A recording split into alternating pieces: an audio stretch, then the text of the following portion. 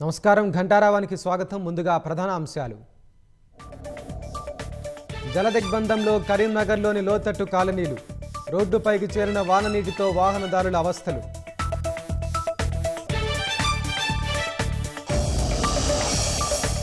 ములుగు జిల్లా ఏజెన్సీలో పల్లెల్లో వాగుల ఉధృతి, భద్రాద్రి జిల్లా మనుగూరులో జలదిగ్బంధంలో ఇళ్లు.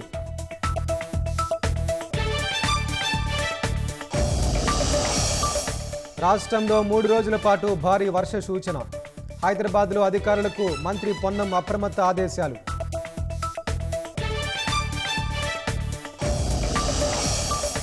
ఢిల్లీ పయనమైన సీఎం రేవంత్ రెడ్డి బృందం, బీసీ బిల్లుపై ఉభయ సభల్లో ఒత్తిడి తెచ్చేందుకు ప్రయత్నం.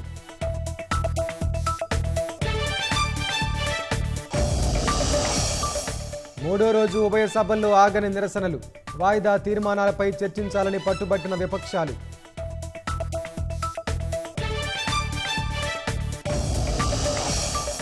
నెల రోజుల్లో ఉపరాష్ట్రపతి ఎన్నిక పూర్తి చేయనున్న ఈసీ, త్వరితగతిన ప్రక్రియ ప్రారంభించేందుకు సన్నాహాలు.